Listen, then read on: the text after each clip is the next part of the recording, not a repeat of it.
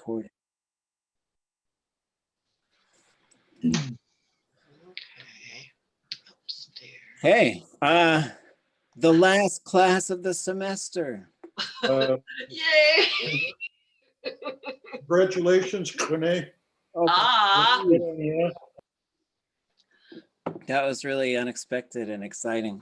And I told my kids, I was like, kids, I got a Young Leader Award. They said, did you say young? Well, they don't have middle-aged leaders awards, do they? Or-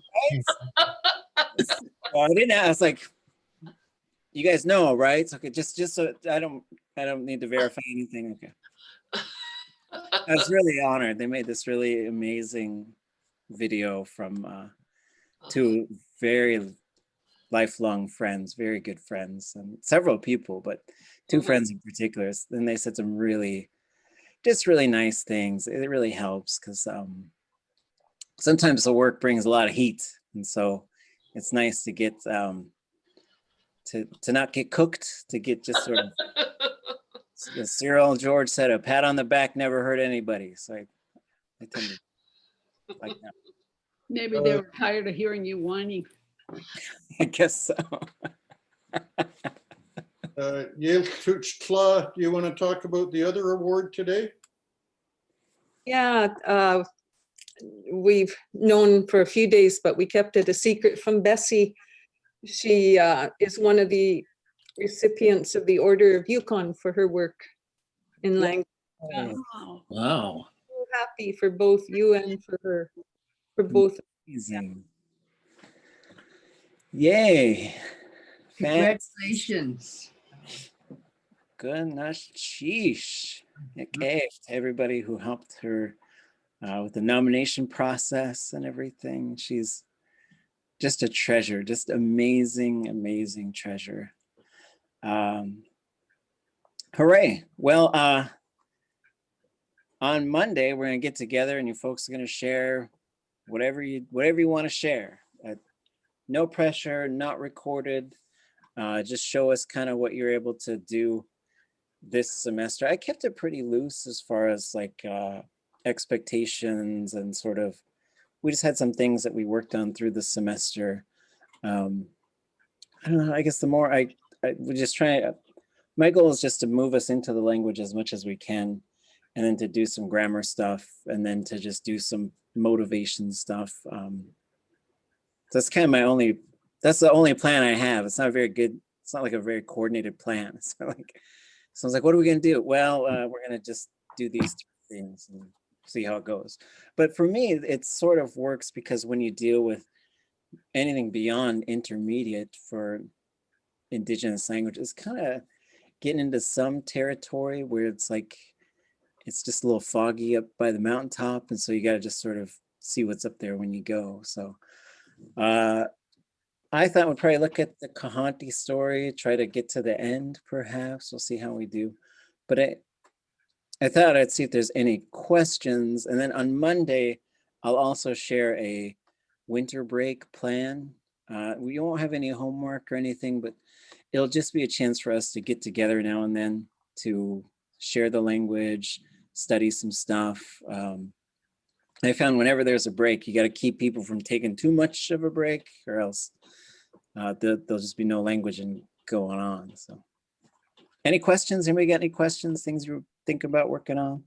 Something you want to share?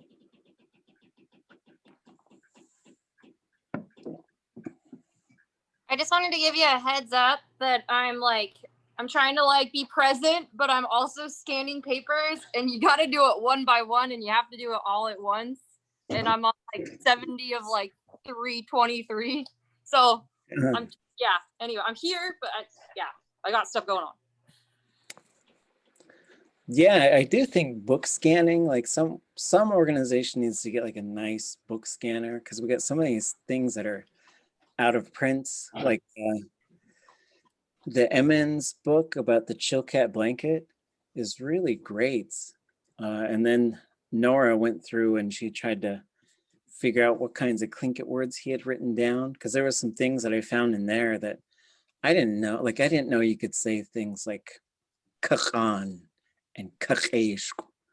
And that's how you say the words of the colors. Like I didn't know that until I found that book, which is really cool.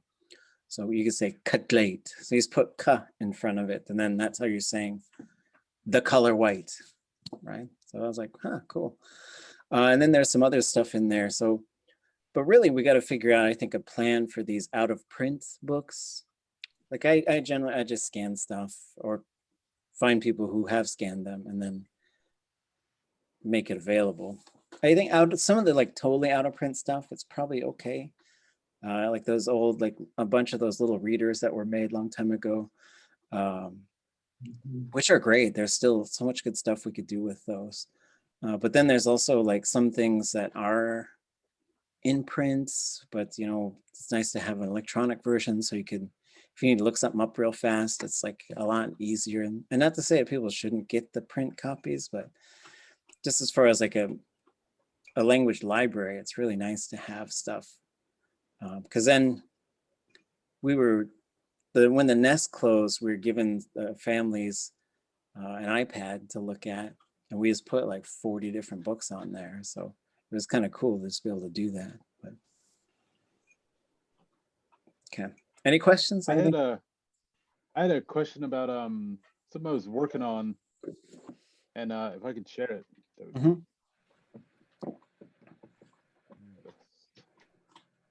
So I wanted to pretty much I'm trying to convey this is a Budia, and then you draw the outline of it. So I don't know if that would be the right way to say it. Ha yahai kashachit hiya.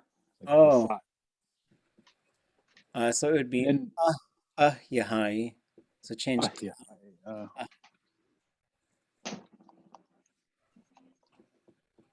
With a high tone?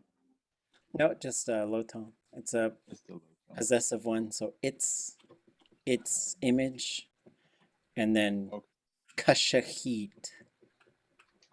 Kashahit. Oh. Kashahit. Yeah, quite. Yeah, let me check the tone on that. I think that's how it is. Oh God, don't do it. So yeah, pretty much I'm trying to say is just draw the outline of it. So I don't know if it would be like that or because. Oh. So like, you know, and if I were doing this one, I wouldn't want someone to draw all the form line. I just want them to draw the outline of it. Oh, okay. Like right underneath in the space provided. Right here. Okay, it's kashahit. So just a short high. Kashahit. I would probably say, and this is one would have to check with some speakers, but I'd probably say akanach aya kashahit. Draw the outside of it. Okay. So it's let's see, I first started hearing that word when we were talking about well, here's the sentence. Jashak awe we kleq akanach aya yeyeti akadi. Make sense? Yeah. Just shak away akanach yeyeti akadi.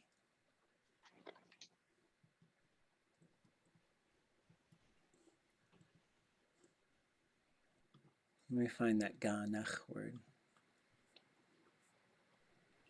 Put it in the chat. Anybody know what ganach means?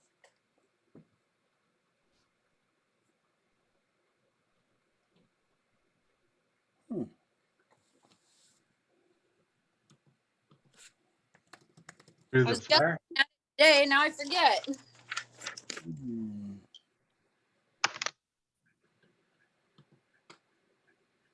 Through outside.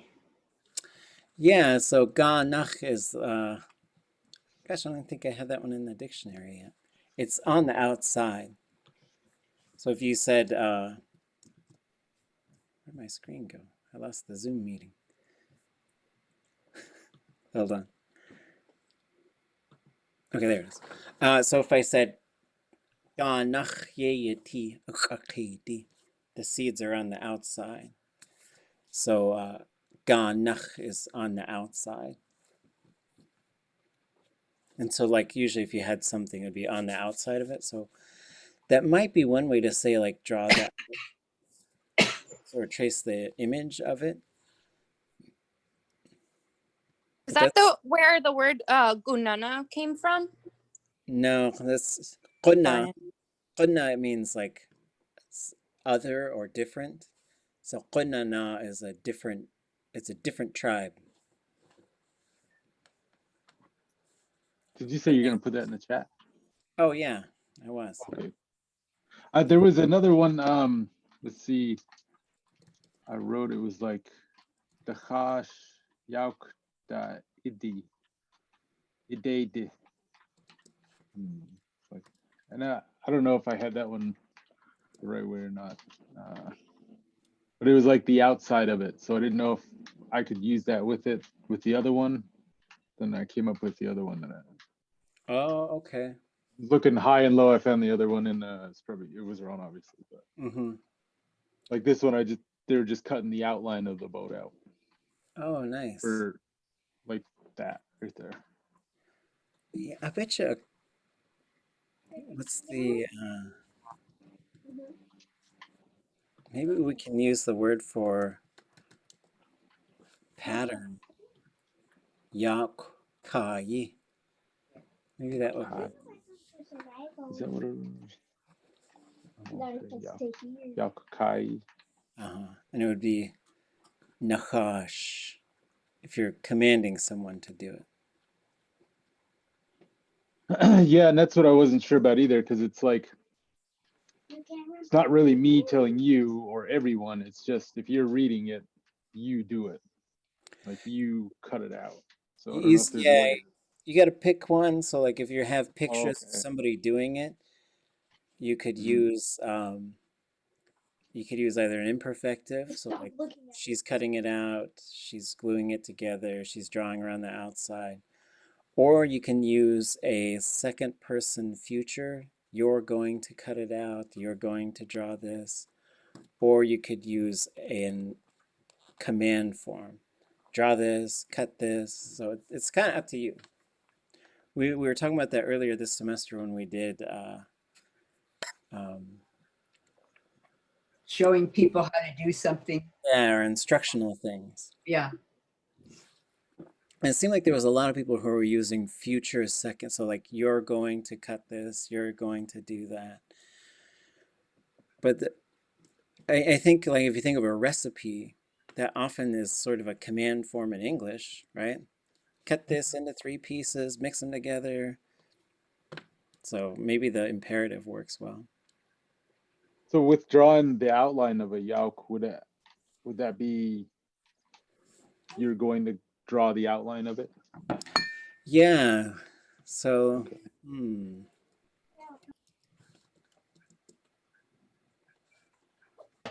Maybe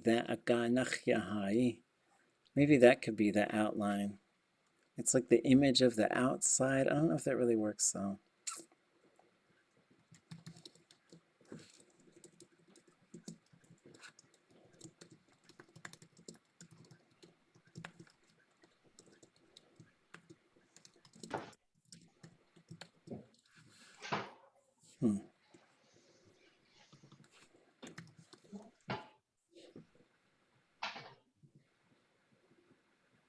I think it's hard for an artist to give instructions to a non-artist, even in English. Mm-hmm. So in Tlingit, then, it's a little, you got that complication.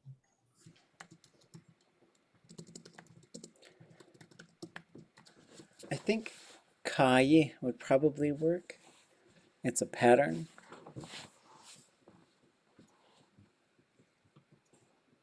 Mm-hmm. It also works for a measurement.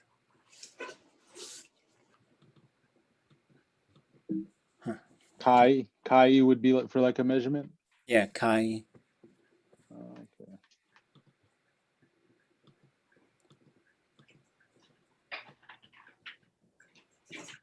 So in describing them on one of these other slides I had like it's not squat lawn or something because it's like 3 arm lengths lawn or 4 arm lengths lawn. Would you say that different because it's not like nut squat is like when you're setting out a halibut skate, right? 3 Yeah. arm lengths. So you could say kachus for feet if you want to say. So you could say like kaidishu kachis yekuat, 6 feet long. Or you could say naskwat yekuat. Depends if you want to do fathoms or feet. Probably feet would be more recognizable these days. I don't know. Especially if you're going to have kids. If kids are going to do it, then you might need that for consistency. I don't know. Do they do baby? have- Fathom Yeti? Have it in feet. Oh yeah. Half a fathom, right? Yeah. Okay. I have a question. Ah. In the YouTube video that you did with Norman James, he uses the word Yenach 5 times. And then I was just looking in my notes from the last time that you were in Teslan, and we were looking at the word Ch'ak, how to say long time ago. And he says Ch'ak Yenach. So I just hadn't heard that word before. And I'm wondering if it kind of looks like he's using it for emphasis on things, but I just hadn't seen it before, so I thought I'd ask. Yeah, that's a good question. He does use that quite a bit. The only context I've heard that Yenach before is like, so what does Ye do after a verb? It's the way something. Yeah, if there's ade and then verby yeah, then that's the way. But then if you just have yeah, that's the place. And so what's really interesting is you could put things on there. So you could say cook eat yedach, or you could say, how would you say it? Eat yedach ʼawtuli.át. We walked from that place where we picked berries. So you can go yedach and yede and yet and yenach. So I've heard it like this. It jumped through that place where they were looking. And so that's the only way because yeah, I remember working on that. I don't know what I ended up doing when I was hearing the yenach from him. Anybody else hear that? I hadn't thought of it that way as yeah. I was thinking YEI, like yay. Well, yeah, so yeah, whenever you put something on there, it's going to change to yay. So you can say yate, yedach, yenach, yeh. Does Zuboff do that in Tag Henach Yanach Henach Yanach Yenach Hanach Yenach? Those are a little different. But let me see.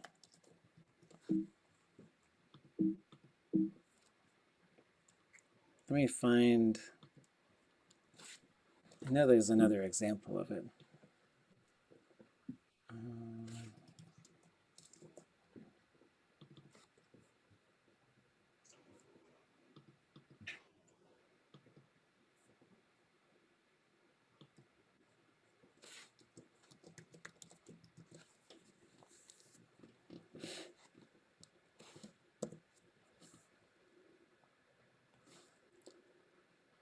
Let's see.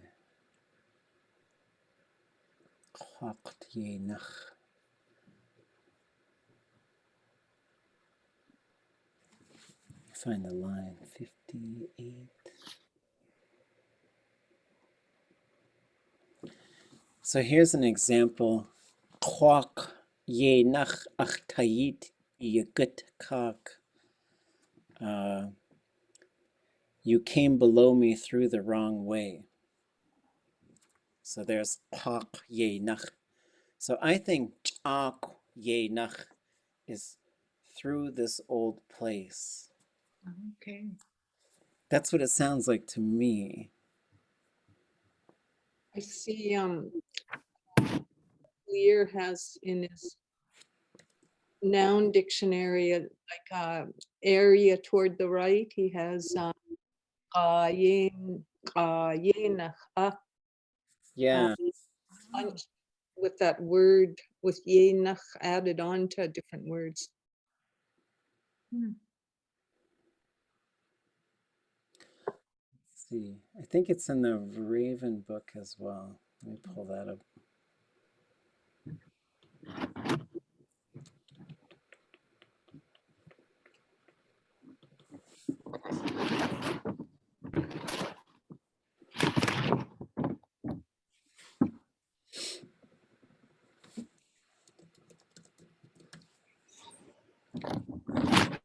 Let's see. So it's in Kuchain. He uses it. He says, oh, this one's, I'll show you this one. This guy's stuff, his stuff was so hard to work on. Dzukte ye nach ayawata. Needs qayin kach chat ʼawtuli.át Then he turned the burning wood over behind the old man's back. So here's dzukte ye nach. And dzukte, like I hadn't heard that one either. We had to dig around for that one. But it seems to be like through a place, basically, because that's where I remember. So here's another one. It kept tipping over onto the ground. So here it's just being used sort of, it's a place. That's all I can sort of figure out. Yeah, along a place. So here's one where, I don't know who made this note. This one was probably Zeosh or Chatli. They tend to sort of break things apart the same way as back to Zukde. Wana nisawe clay cha'a altin yenach away k shudchich. Oh, this is where I thought of it. So it goes back. At some point, a sea otter popped up right along where he's watching. So in this case, cha'a altin ye. That's what it is. A altin ye, the place he's watching. And then nach means that something goes through there. So it's going through a place is basically the way it works. And so it's pretty wild because then I had heard like, you can also move the verb. So what I mean by that is I could say, you could say, a guchlatin ye nach. It's going to go through that place where he's going to look. Like another example, we go back to eat, picking berries. Eat yede. We're going to go to that place where we're going to pick berries. Okay. So one is the yeh can take suffixes. Two is the verb could change. It could be a future form. And it could be a place where something's going to happen. Goodness, geez. To the place where people are going to dance. Yeah, so it's one of those things where it's these. So that's what I thought, because I remember, but he talks like the old masters, like someone sent me of him in the Hashagun series. I didn't know he was in that Hashagun series. He says, Hayukatangitin Kedain Yenach Ya Yagach Tusachich. I think we're going to make it into a public event. Yeah, it's like we're gonna bring it out to that place. This is sort of how I think of it. And he's so fun because he's so He's so mysterious sometimes. Like if you were just to ask him, he'd probably like, I don't know. I don't know. But then he might tell you in other cases, like just making that video. He reminds me of my grandpa a lot. Just when I see him, it really is interesting to me because it's just because I don't know if it's because he is ʼawtuli and then my grandpa was ʼawtuli, so I make that connection. But there's just something there. I was like, wow, that looks like my grandpa, you know. But he kept saying, like, I want to record something. I was like, all right, let's do it. And he's like, my voice hurts, my throat hurts, I don't feel good. Okay. How about tomorrow? I was like, yeah, okay. Tomorrow kind of like, my stomach doesn't feel good. I want to do. And so there was always some reason why he didn't want to. But it's like, I didn't want to put any pressure on him. Then we moved from Whitehorse to Tesson, and we were down in this little cabin somewhere by the lake there. And then there was this, we were kind of on a break. He says, okay, I'll record right now, but it's just you and me. We got to go down by the lake. And so we ran down the lake and I set everything up. And I think he only talked for about 3-4 minutes. And he's like, that's all I got to say. And I was like, oh, okay, yeah, that's fine. But then when I went through it years later, it's an amazing speech. It was like really wonderful, the things he was talking about. And he'd been talking in English about it, where he said, when our people speak our language, we could see way out into the future. And I kept wondering what he was thinking when he said that. And then he explained it, which was, we were always talking about how we were going to create a place for our grandchildren. That's why we were always looking into the future. Like it was nothing mystical, but it was really just like, really showed a lot of indigenous thought to me, that like everything was all about like, what are we going to create for our grandchildren? Hastu ya'ak is what he kept saying. And ya'ak is another fun word. Like the relationship between yeh and ya'ak is really interesting, because yeh is like the place.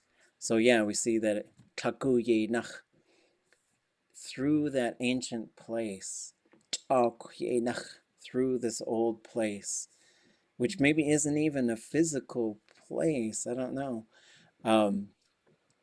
But yeah, and then ya'ak is, I think that's related to the verb for weaving with barks. And then ya'ak is like a place you're going to reserve for somebody. A really great video. It just has such a nice rhythm to it. And with the waves in the background, it's really beautiful. I learned a little bit of Hawaiian, and they had these chairs and they were reserved for people. And so it's something like kapu or something out. And so someone was like, what's this? And I was like, well, it says in English reserved, and that word means like forbidden. So I ain't sitting there. And they said, well, should we sit there? I was like, do you know you're supposed to sit there? Because then you shouldn't sit there.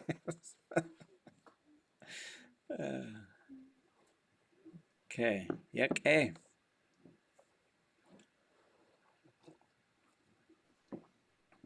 All right. Well, let's take a look. Let's make it through this story. And then, oh, let me share it. So we got 3 pages left, I think. So we finished this one. Quick recap. Let's see. So here she is. So her people died. She's by herself. But the leader took her in so that she could be a friend to his daughter. And then they would go pack water. And she liked to cup water up and drink it. And she said, don't do that. You're going to offend the spirits. But nothing happened. So maybe there are no spirits. But then they lost everything. She got married, and then they lost everything. And then the daughter of the leader is the one who got married to a guy. Then they lost everything, so she left him. And then he was trying to be real nice to the leader so that he could marry the adopted daughter, which is Sahan. And we got she's nice, she's listens to people, she helps people all the time.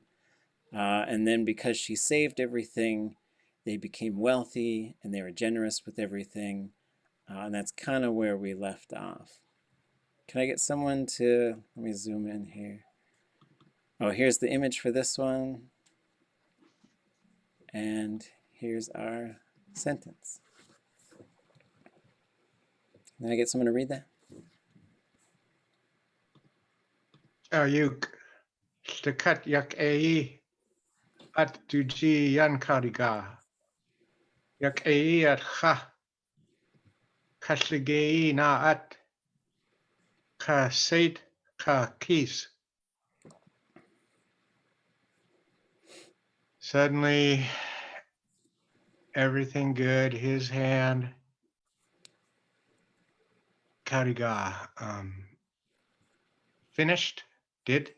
I don't know. Yaki ha.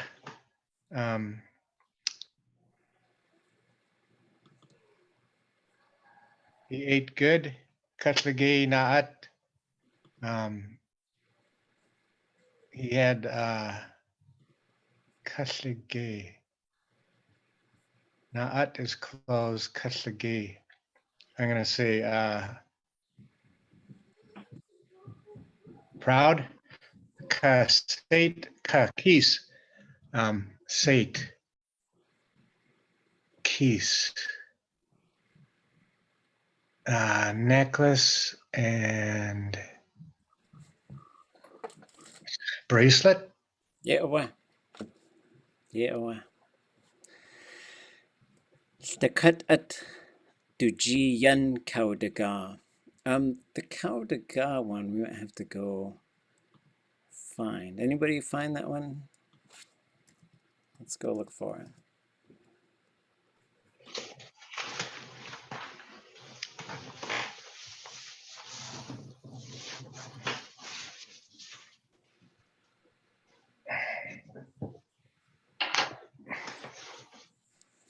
Oops, kaudaga.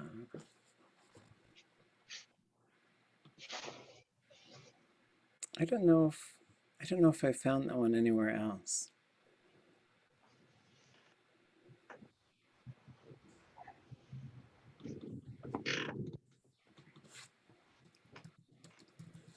$3.17 in the Nation Story. Oh, is it? It's Kathliga. Yeah. So we find and so this was the fun part of working with them, is they would give like some of these verbs that you didn't see. So you'd find, the closest that I could do sometimes is find, like, so kashaga is to distribute, and yan kashaga is to put up, especially food. Like, so this is the verb for, like, we're going to put up a bunch of food that we can have for the winter. So then yan kaudaga would be, it became plentiful in their possession. It's basically how it's working. Related to this, so that we see, like, and maybe there's this undocumented form, at least I haven't found it yet, but so then you have one that has to do with distributing, especially gifts at a ku'ik. Then you have one that's putting up, especially food for the winter. So then there's a plus D form, which I think has to be like, I think you could probably look in your pantry, and if you had a really good summer, you could probably say, ha, yan kautikaha atchai. Our food is really plentiful. But, sometimes you end up doing a little bit of this verb sleuth work, and it was really fun because I would give them the English, and then they would translate it over. So, chayuk, yeah, suddenly, or before long, there's different ways. It's usually kind of a suddenly type of thing. At all these great things. And then this is a really interesting one, because most often it's not going to take a plural form, even if it is plural. So, but sometimes it does. Like even earlier in this story, we saw atki, we saw that plural form. But just when you say something at, that could be a plural form on its own. Duji yenkao daga, it became plentiful in their possession, or in his possession. Yak'e atcha, good food. Kashaqeyi, that's, what is kashaqeyi? Good looking. Mm-hmm. So we know shakshake is like beautiful, and then kashake is just also that, but not of a person. So you could say, oh, kashake, ikinakadi. That's a real nice looking jacket. And you could say kashake. In the interior, I think you hear kadan used quite a bit more than kashake. So kadan, like, which is interesting. It seems to follow the noun. Like is that right? You'd say we're on kadan. Iksha. You say yagi kadan.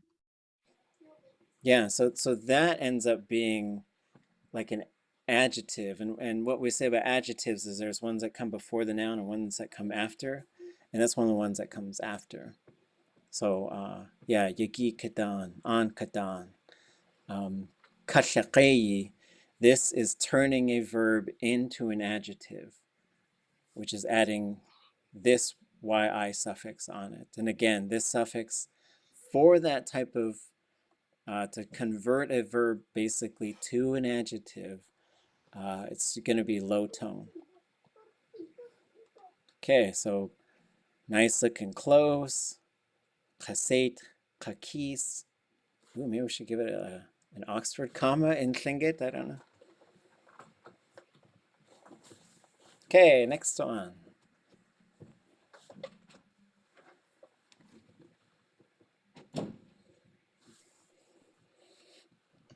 Tsichi ka shashi away akaye wuti gunha nuku ka taki. Okay. Yeah, wow. Translation. The bowl and the spoon are kai.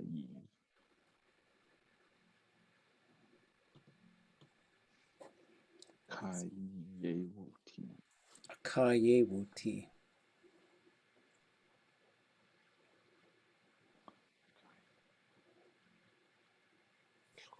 I know what it means, but I can't think of it.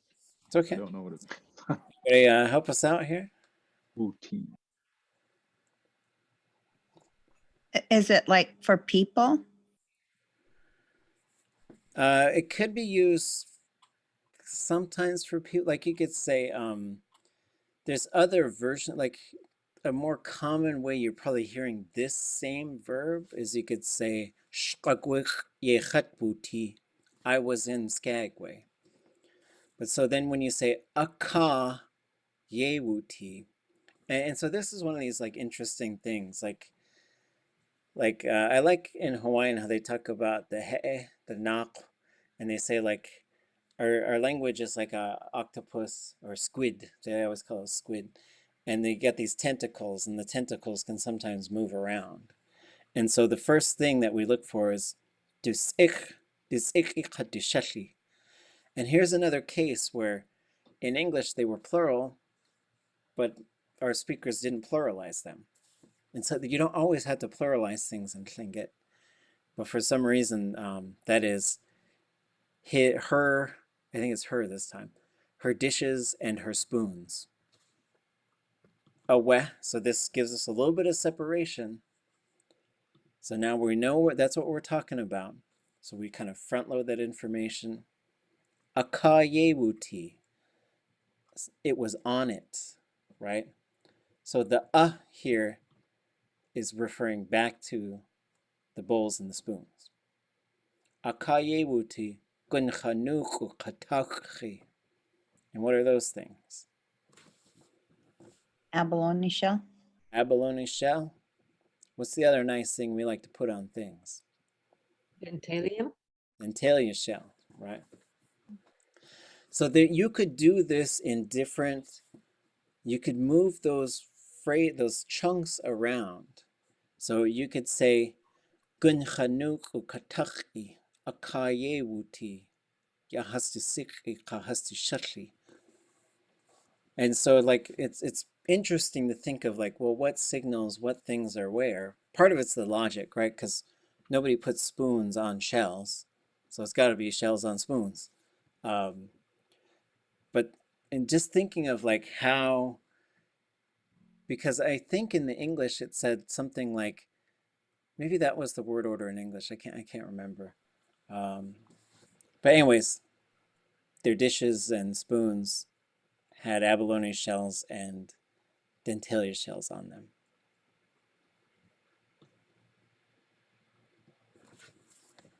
We're really rich.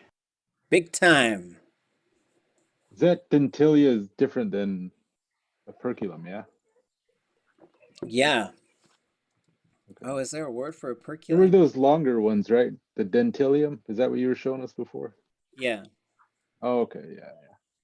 I can never remember the operculum, the word for operculum.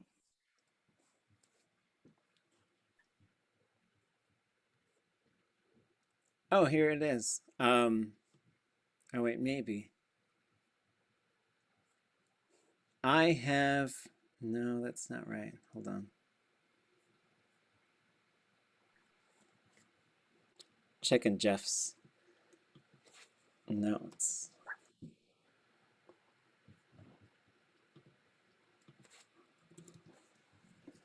I don't know if I've seen a word for it. So the only I place saved it somewhere. I came across it and saved it, and I don't know where I saved it. it should be related to tauqi, I think. If we can't find it, now this is what I heard, and so maybe you guys can help me figure out this. What is a dentalia? I mean, it's a shell, but what is it from? I know what an abalone is. 'Cause I mean, huh? Shao awe, aqua. Clang. Oh, So, yeah, our inlanders are at a distinct disadvantage. Sorry. Okay, coastals, you better know this.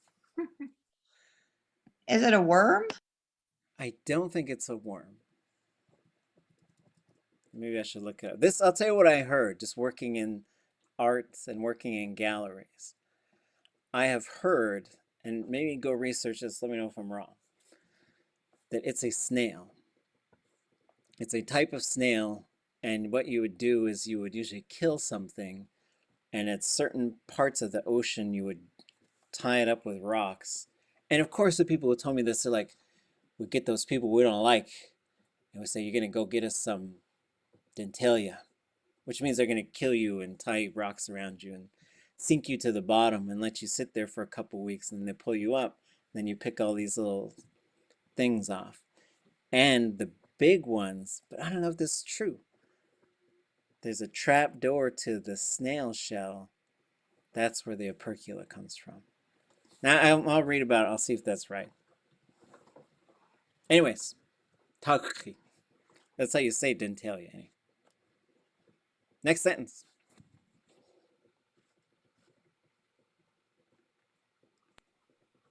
Da kuninach du ik hast kujiti sahan. Sahan has 4 brothers. Yep. And so again, if we catch ourselves saying jiwu for having some sort of kinship, let's move away from that. You know, the easy way to say, like, I have 2 daughters. That's it. That's all you got to do. You don't have to jiwu them at all, right? And so because one of the tendencies I see is we use it, because English uses like has, have, had, will have for like whole bunch of stuff. It's just like this big catch-all type of, and it's not even a verb in Tlingit. So to keep us on this thread, how would I say I have $2?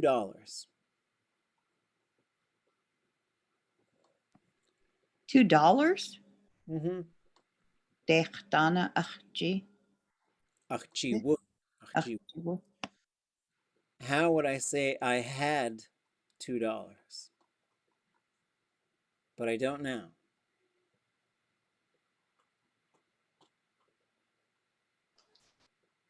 Ishan. Chushuga. Asa? Chushuga. No. Yeah, and so Because ach jiwu is not a verb. It can only work for right now. And you can only say jiwu or tlechji, to have or not have. If you're going to do anything else outside of that, you got to move it to a verb. And what do you think that verb would be? Yeah. And then, so one is dechdana achjiyewuti, which is, I'm telling you, I had $2. If I want to tell you I had $2, but I don't now, dechdana achjiyewutian. So then you could put a decessive on there as well. You don't have to, but if you want to say, I don't got it, no, I got it now. So you better buy me that cup of coffee, right? Whatever it is. Oh yeah, I guess it's just cheap. Zubang coffee. That's It's not at the Rookery. $5 for just regular coffee. But they have good coffee. I'll give them that. Okay, but then, so coming back, so again, we don't need, same with like, it gets a little slippery if we start saying like I have a dog or a cat. I don't know if those fall into the jiwu category. I'll leave those up to you. Like, you could say ach keitli. I don't know. Okay.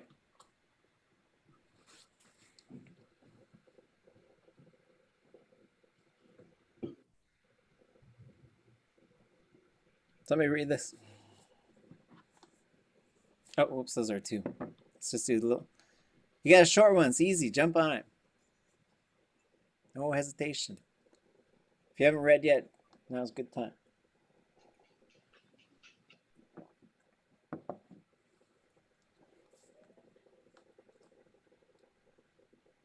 Tlingit ani yeswuti. Okay. How do we translate that? There's kind of two ways you could translate that, basically. I mean, Tlingit land, but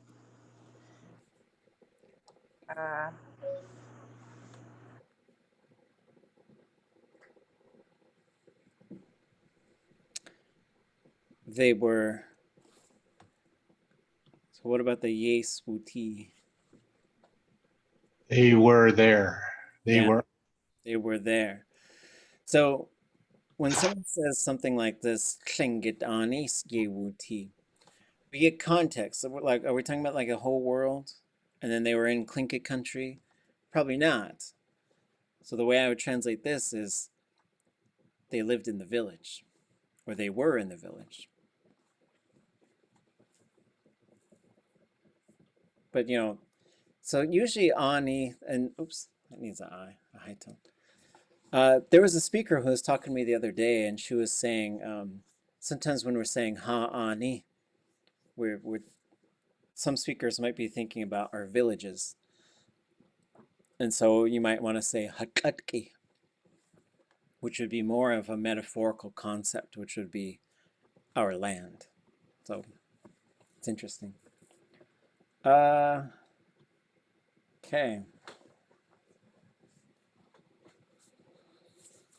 We gotta do some Tlingit math. Who wants to read this one?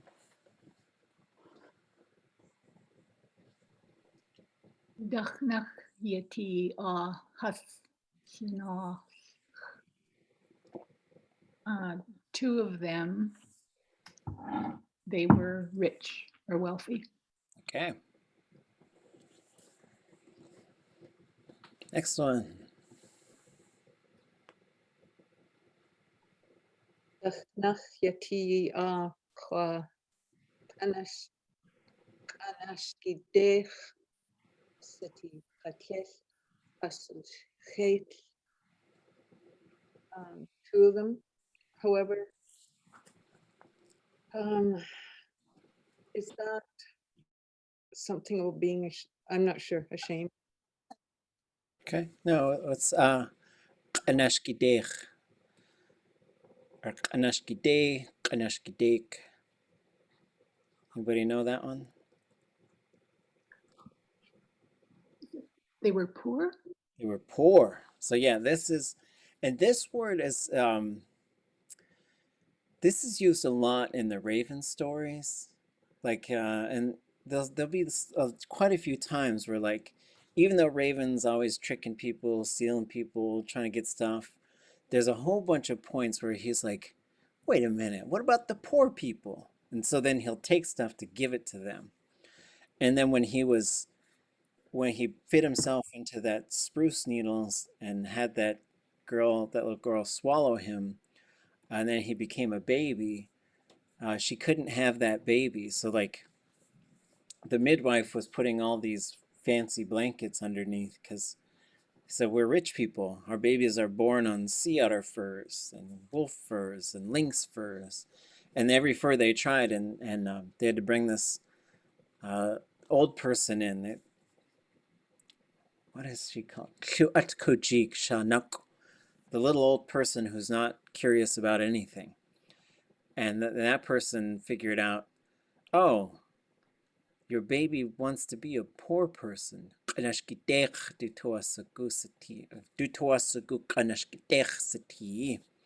so it put that moss underneath. Then he was born on that moss. That's moss. It's the moss that grows on top of the branches. That's kind of spongy. Okay, so two were poor. And what about keshas ushchet? Not like they weren't blessed or something, or they weren't. Oh, gee. Blessed. Yeah. So this is another one of those verbs that has is, isn't, and is the opposite of. So like you could say yak'e, kesh uk'e, kesh ushk'e, shechet, kesh ushchet, kesh ushchet. So what commonly happens is there's a switch to an SH classifier. So technically there's a switch to a whole different verb. So what we commonly see is you can do a negative form of something, and there's these things that are pretty common that become expected, and then you can have an opposite. So shechet is lucky, kesh ushchet is not lucky, kesh ushchet is unlucky. And in Tlingit, that usually means like it's sort of like a story of someone, like no matter how hard they tried, they just ended up losing everything, kind of a thing. I guess it fit in the good, like I know Anyasha Hash likes to sing country songs in Tlingit, so that'll be, I gotta get that Ishan Gaudan to sing maybe another song, and Kechat Ushchet will maybe be in there. You had lucky, unlucky, and what? Well, so there's shechet, lucky. Kesh ushchet, not lucky. Kesh ushchet, unlucky. So kesh ushke is not the negative form of yak'e. It's the opposite. I got a list of them here that Seth Cable put together for us. He was coming up here in the summers and doing some field work. And now you get to see, maybe you haven't seen it in a while, you get to see Oscar the Grouch. And there's a bit of backstory behind this. So one of the projects I did early on with George Davis was just going through it and just picking verbs and saying, I do it, you do it, and just trying to get every object-subject combination we could get. And we were doing sechan. So we did like, I love you, I love them. I'm trying to do every single combination. And so I went through and wrote them out, and then I just said them, and then he recited them in Tlingit. So I said them in English. So then I went to the negatives, and so I said like, I don't love you. And his wife would always sit in the next room, and she yelled out, Ishan. And then when we got done and we said like, I don't love you, I don't love them, I don't love y'all. And the last one was, I don't love anything. Well, it says, I don't love something or something. Then he gave this one, which was, I don't love anything. And it's a really neat pattern. So here's another kind of fun pattern. When you say hech da sa, that's nothing. But if you put that in front of a verb, the verb goes negative, right? And the first time I heard this was from my uncle. And we were talking some smack about people. And he said, "Kech da sa has awas ko." I was like, ooh, they don't know anything. I won't say who we're talking about, but that's when I noticed that the verb goes negative. And so this is where like just the grammar sometimes does. And so this is in English, whether you would say they know nothing or they don't know anything. And Tlingit tends to move towards the second example. There's a ʼawtuli.át. And so at the end of this is this thing. So the fancy terms is positive, negative, and negative antonym. But I just like to say the positive, the negative, the opposite. So here, this is where you get, so there's these things where you could say this thing, not this thing, the opposite of this thing. And there's unlucky in there. Which is, I've never heard yanik, but I've heard ushnik. So, you don't know. And so, kasaku, keshkisku, keshkishku. And I used that one with, I think with Jukatine, and she really laughed because we went to a language conference in Whitehorse, and somebody spent an hour talking to us about how to build a dictionary in Microsoft Word or something so it can correct your language. And I thought it was a neat concept, but they could have told us in 15 minutes. They spent a whole hour just talking about this thing. And there were quite a few of us, because I think it has some similarities to Shoshone and to Gwich'in. And I said, this isn't going to work for our languages. Look how much these verbs change. You're going to put every form of the verb in there? Get out of here. And so I said,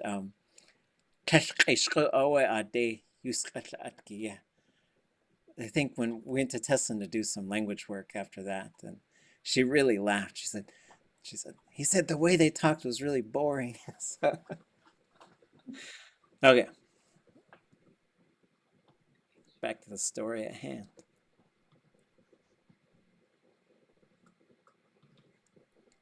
Okay, I think we're right here. I was wondering, could you unpack the kanash gedech? Are there components of it that are in other words? Because it's such a long, complicated word. Yeah, well, once you see the on the front, that should signal that it's a verb. Oh, okay. Let me see if I did this already. I looked in your dictionary. It didn't have any explanation. I don't know. Because kanash, so the, That's a good question. Does anybody know?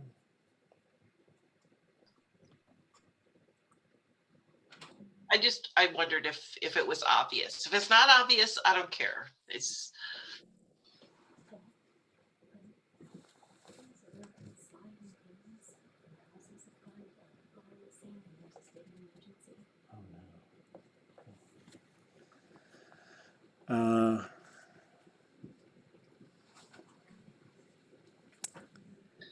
Well, let's see. So kanash gide.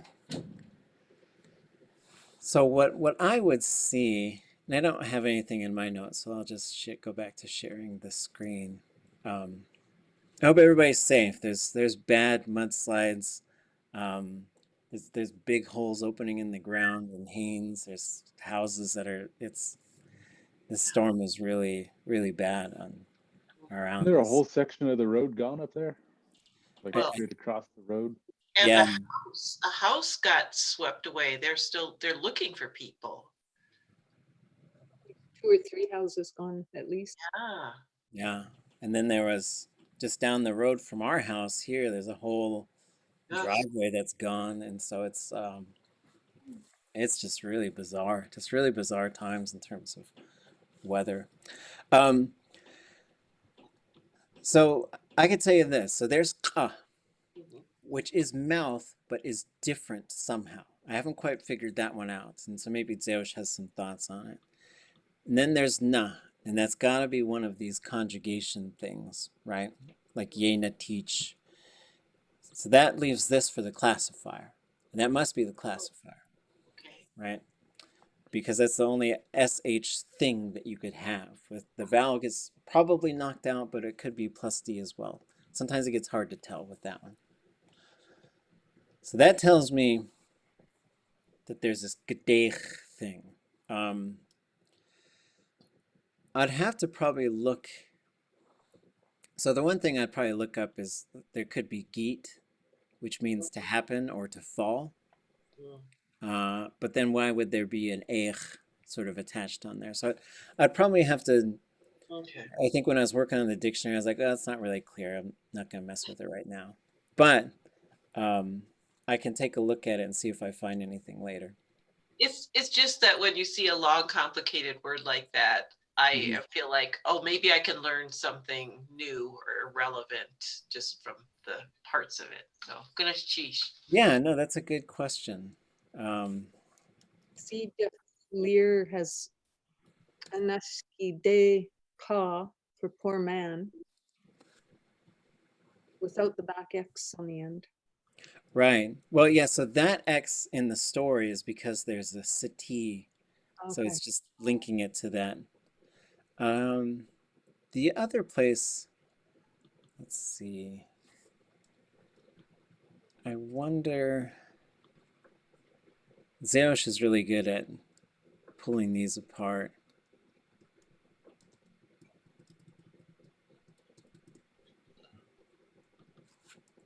I'll probably send you folks the answer key to the Swanton text.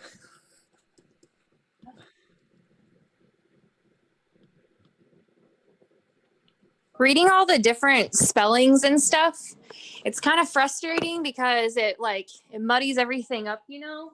Like some of the ways that it's like, I don't know, with some words, the way they're not spelled anymore. So when you're like saying like nach, like the way they used to spell like neich is spelled nach and stuff like that. Anyway, just something I've been like dealing with lately. There's like all these different old spellings and it's like, it makes translation kind of rough. Yeah, well, especially if you go back, and so this is called like standardization is a big part of language revitalization, and it's not an easy part. So standardization has a bunch of different sort of components, and some of them are pretty straightforward. Like when we put day at the end of something, we can write that short or long, because it could be either one, but we should pick one and go with it. And so but that one's not too hard. Other ones that do get kind of hard is, you know, sometimes when people haven't studied the writing system that's been developed, they just write it how it sounds to them. And then sometimes it's hard to get them to sort of because they feel like you're correcting their language when you're just dealing with the spelling. But then there's other times when there's a whole other orthography that's been developed, and then sometimes people are writing with different orthographies.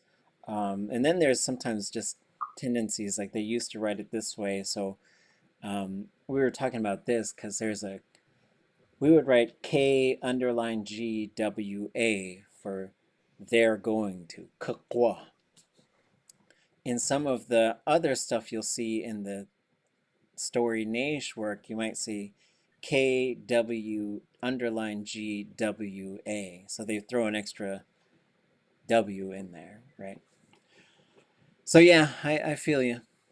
So here's what Zeosh has for qnashkidei, is he has qeh for mouth, the na conjugation, the sh for the classifier, git, which he has unknown, I think. It's gonna be either happens or falling. I would lean towards happen, sort of like you could say a gate would a git, they violated the law, or they did something wrong. And then yeah. So that's an interesting contraction. But again, so you can see in his notes too that it's kind of unclear too. So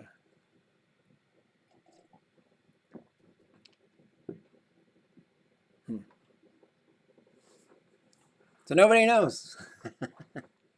There's your answer. Well, goodness sheesh, it's fascinating to watch the process, even if there's no endpoint. It's always a fun part of Tlingit is, I remember the first time I taught writing, academic writing, and someone asked me some question. I was like, I don't know. We'll go find out someday. Go do some research. Let's talk about it next week. And then the student later wrote like a whole paper about like how amazed they were. Like the teacher said he didn't know. I was like, am I supposed to know everything? I'm just here. I'm just a dude who's here talking. So. I'm just a okay. Now back to the story.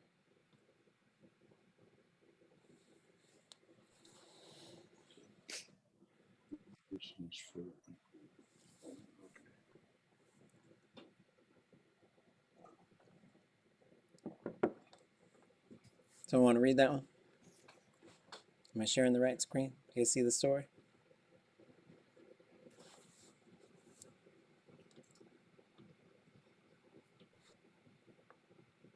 ʼawtuli.át. Oh, yeah, okay.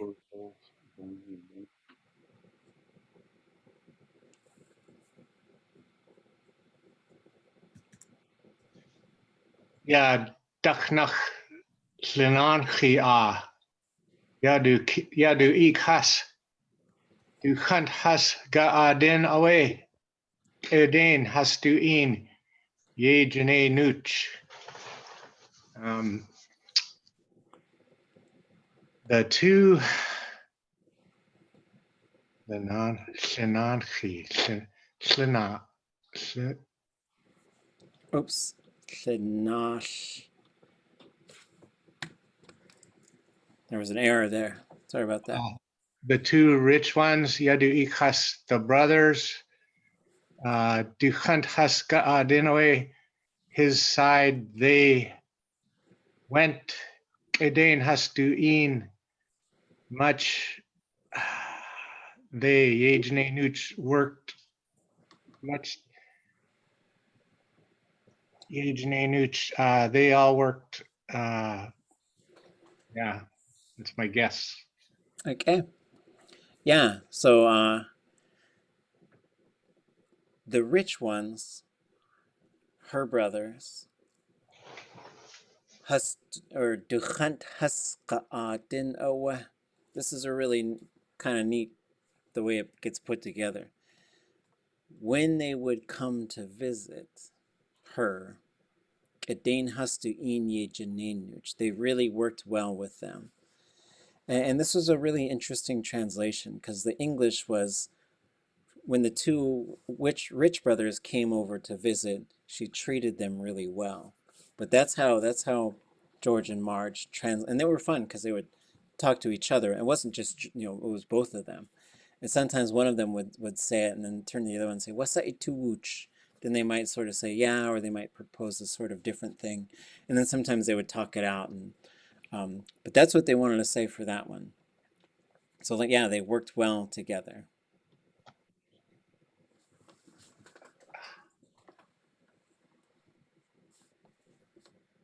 I got 17 minutes left. Better hurry up and read, people.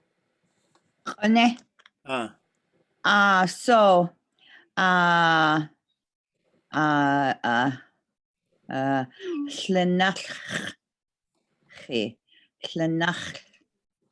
Llenach. That's a L to the X is tricky, huh? Llenach. Oops. So Llenach is wealthy. I thought it was heck not rich. No, so yeah, so Llenach is wealth.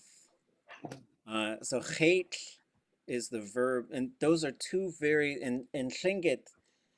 the way that Tlingits think about things is like the rich people are lucky and the poor people are unlucky, which is it's interesting to sort of unpack.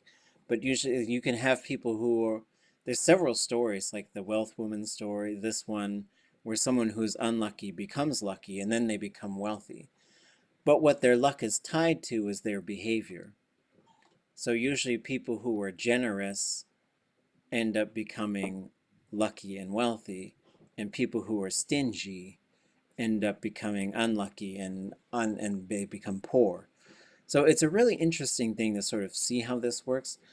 But shachet is that's the word for luck, and then shanach, that's the word for wealth.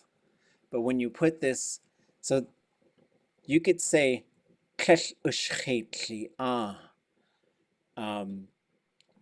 and then that would turn into that should turn into a DLI. Kesh ushchetli would be the unlucky ones. Shenashchi the wealthy ones. So the process here is you're basically taking a state, these are often state verbs, adding a low tone I to the end, and that's what we call like attributive. It makes a state verb into an adjective. Yak'eyi qa, shitsini qa,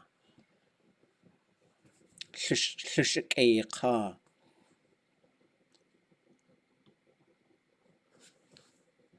So shenashchi are the wealthy ones. Seems like all everybody in Alaska seems like you're unlucky or you're lucky, and all our clan histories or stories. And it's pretty cool. Yeah, but then it's interesting because it's not just like blind luck, right? It's usually tied to specific behaviors. But it's really interesting too because some of the stories start out with like lazy person starves in the winter, but then there's other stories was like, oh yeah, that person was lazy, gambling all the time, but then they found the wealth woman. Boom! Yeah, and so it's interesting. Yeah, that nachidauk. When you said when we came across that other word, that's what I thought of for poor. Yeah. Poor person. So I was like, oh.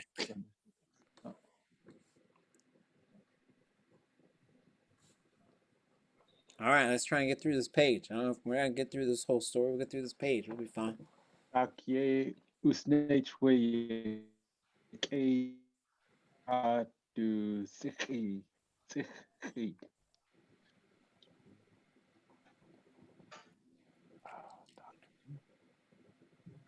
We wanted I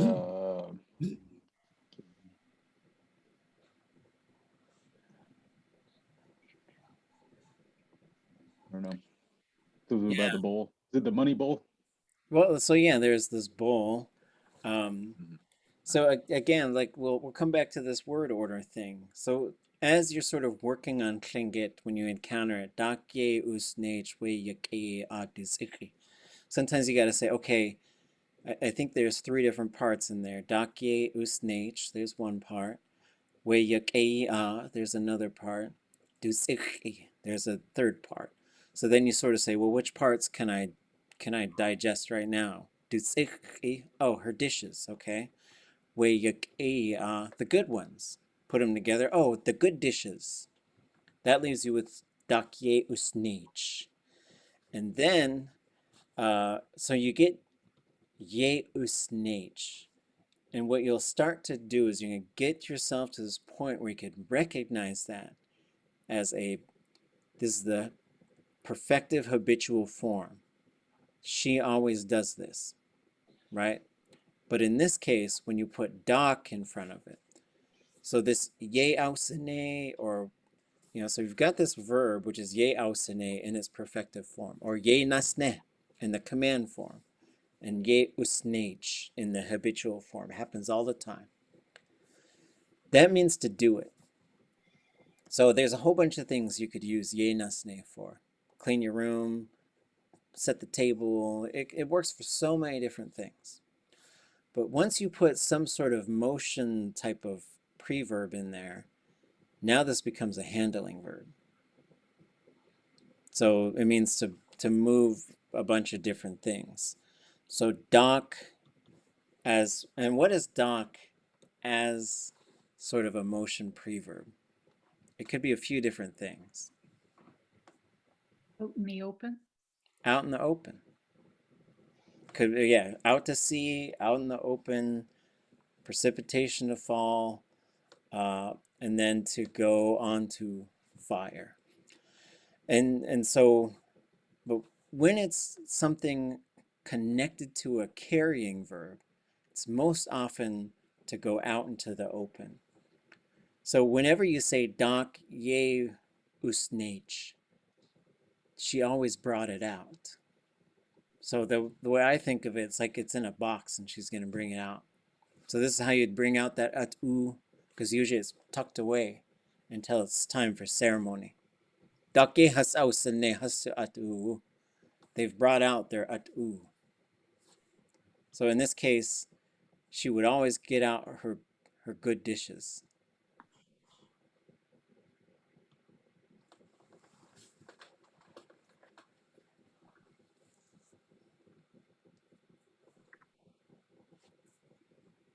Awe du ik has ya has podzege ya shanash chi ak edain as tinnuch. Sheesh. Translation.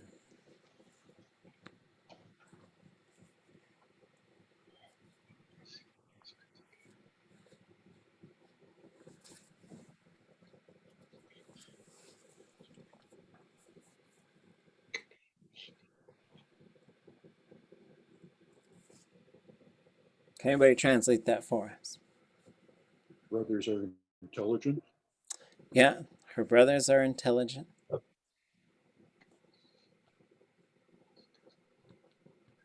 What about the second part? I guess that should be a semicolon. Maybe I'll put a has in there. Yeah. They always watch or keep an eye on really well, the wealthy one. Yeah, so so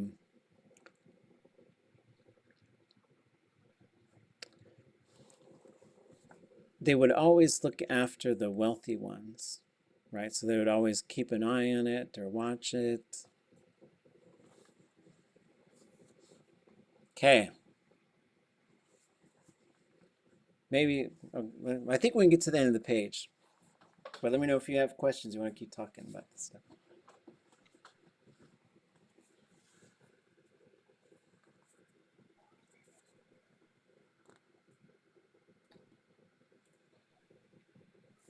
This one's a fun one.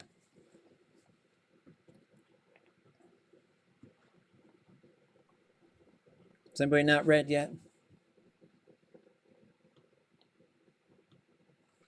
Ja, anashki dake a du ik has utle du chucht has awa ik I ash yausika dark yena sne iag a it's ich a kach has a gachayit. Sheesh. The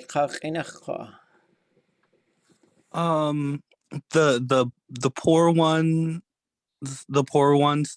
her brothers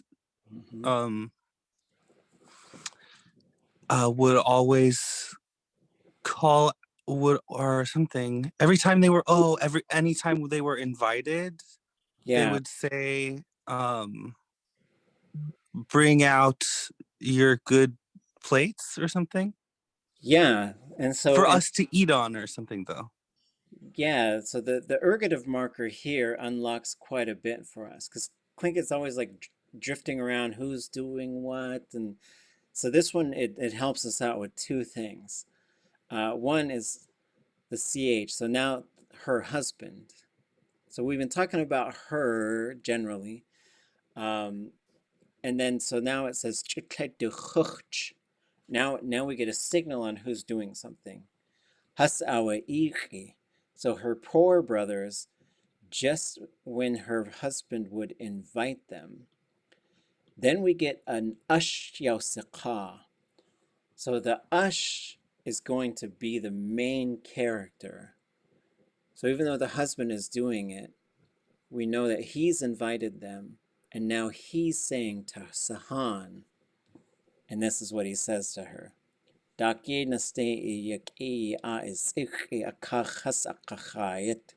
So we get another purposive verb. So it looks just like a hortative, but it has the T, or in this case, a YIT on the end. Do this so this can happen. Bring out your good dishes so they can eat off of it. So kach is a contraction of kadach. That's just how it contracts. It tends to go long and low like that. And then, okay, I'll just read her response and we'll just go through the whole thing. We'll wrap it up here. Sahanye yawaqa hetlach tua ushku anashkidek akach hasachai wayakis ik anashkidek ku atch ashyechi helkatin Kuhaantí.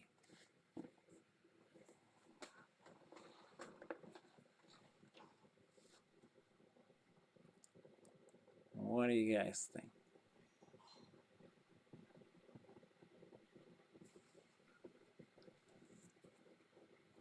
I think I'll put a W there.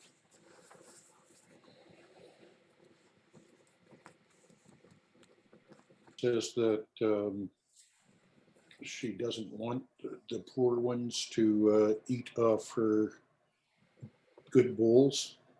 Yep. Eh. I know, right? And what about the last sentence?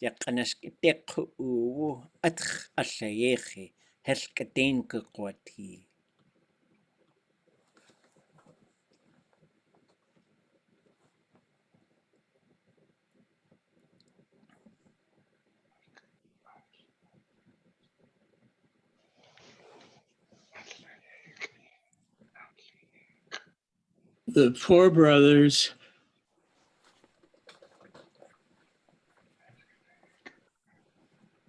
weren't going to get out of that very well. Yeah, so in this case we got kanashkidek, which is the poor ku'uwu. Now the ku'uwu in this case could be just any people. So this is another thing you can use, is you can have any kind of ku'uwu. So in this case, kanashkidek ku'uwu would be poor people. And that's just any people who are poor. So you can also use this, yak'ei ku'uwu, good people. And you could do this, shanashi ku'uwu, rich people. You could say, kash ishche ku'uwu, unlucky people, right? So she says, oh, whoops, I ended my quotation marks too soon, too. Poor people, what about atch ashayechi?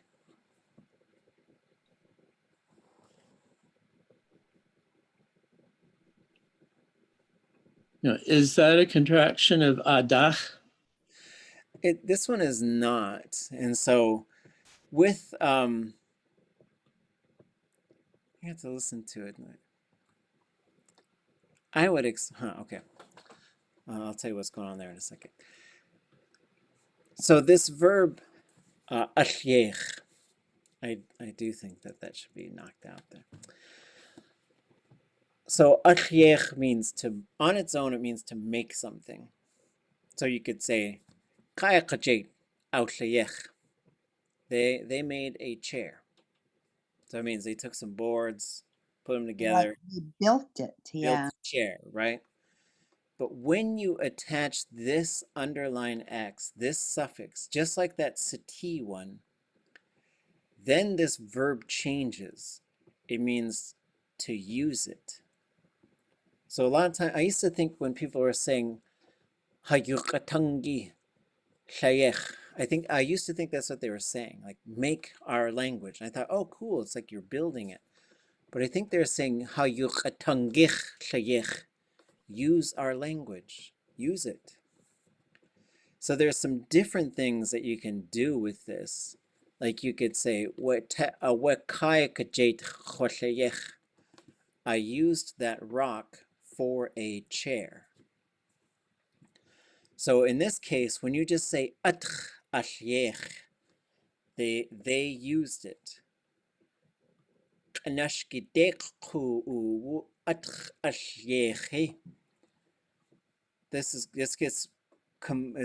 getting complicated. The things that poor people use. Or in this case, you could also say, when poor people use things. It's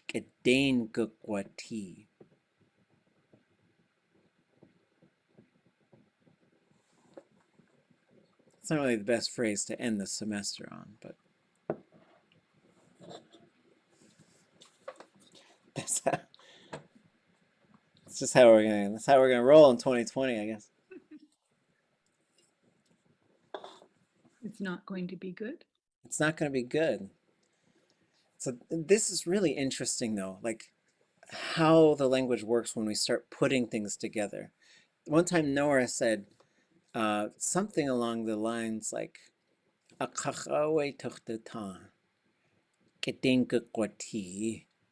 when she asked her to translate that, she was saying, I hope it improves. So you could say, and that just means it's going to improve. It's going to be good. But then you could say, and what is that W doing in there if it's a future? Is that like it? Is there some kind of conditional in there, or should it be like that? Gukati?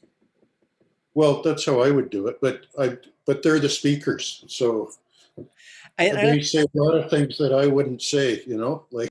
I think I just added it now because I looked at it and I thought it should be there. But maybe it's only when it contracts, right? So you can have that, or you can have.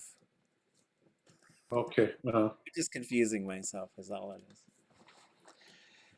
But so when you say hesh, and this is, we'll sort of end the semester on this part. Well, we'll end the teaching part. What's really interesting to me is through these stories, they gave me a couple different ways to say something's going to be ruined. And I had always thought about how to say that. And so I'll give you 3 things. Things are just going to be ruined. Maybe it's the weather. I don't know. Maybe it's just this whole year. Coronavirus, everything. So the one that I had heard was Wooch ʼawtuli.át. But Wooch ʼawtuli.át, so here's this shayech verb again. Wooch ʼawtuli.át would be like, there's a shed out there. I'm going to take my sledgehammer and go out there and just knock the whole thing down. I'm just going to go just bang, destroy it. But that means you make it into nothing. The other way that the frog story gave us that I think we worked on, but maybe it was the other class, but I'm sure I've worked with you folks on it before, is these frogs are saying,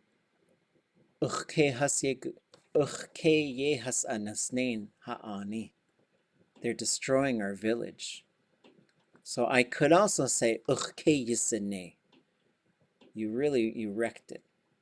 You just, is like you made it out of control. And here's a third way. It's just gonna really get ruined. Which is interesting because I always think of kedain as to do something well. But you can also say kedain kukwati and kedain kukwati as it's gonna improve and it's gonna It's just gonna get ruined. So I'll tell you the sneak preview, and I'll send you guys this whole book since, you know, you got a break so you can look at it. If you want to look for typos and stuff, that's great. I'll put you in the notes. Stuff is such hard work. It's really hard work. She shouldn't have said that. Here's another point of the story. This is one of those, there's always these points in these stories where you're just like, uh-oh, here comes trouble for you. And these stories do that a lot because they also show us like, hey man, don't do that. Let's bring out the good dishes for everybody, especially your brothers. What are you doing? So like, and so we go through like these character arcs too, which is kind of fun. So like someone was doing good, then they're not doing good. And then this one's doing good, now they're not doing good. But the story tends to show us like things you're not supposed to do. So this comes back to these shiqas and these jinaha conversations. Is Kuhaantí let it be? Kuhaantí is just it will be. So it's just if you put ye in front of it, it'll have to become yequati. But if you pull the ye out, then sometimes the kuqa goes back into its. But with the future ones, we started to talk about it, and we'll talk about it next semester too. When there's no vowel thing in front of it, especially when there's no thematic prefix, sometimes you got two different ways to say it. You could say kuqa or you could say kukwa. It's just whichever one you want to say, whichever one you prefer. You could also say kuqa or you could say kukwa. You can just take your pick. You could say kuqi or you could say guqi. But in Teslin, it seemed like the speakers really prefer guqi for that one. But once you put a vowel in front of it, like a ye or a k especially, it's going to cause that thing to contract. So it's ga becomes the letter k quite often. And so like you could say gashitsin, you know, so this is getting in the command form for be strong. But you'd say ituwukletsin, and so it turns into a k. Okay. Good cheese, Johan. It's always fun to hang out and study Tlingit, learn Tlingit, use Tlingit. Appreciate everybody's hard work. Hey, when you were talking about the speaker by the lake, were you talking about that YouTube Norman James video? Yeah. It's really good. I think it has subtitles on it now. Let me know if it doesn't. I'll make sure that they get put on there. No, it has them. Okay. It has both English and Tlingit. Okay. Yeah, he's a lot of fun. He's fun to work with. And, Or no, wait, he's talking in English and it's interpreted in Tlingit, I think. No, he's speaking in Tlingit. I think he did it all in Tlingit. Yeah, okay. It's a good tape. Yep. Okay, folks, see you on Monday. Cheesh. Cheese. Cheese chicken. Cheese. Gonna cheese. Ah.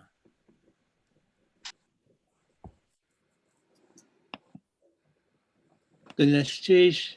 Yek,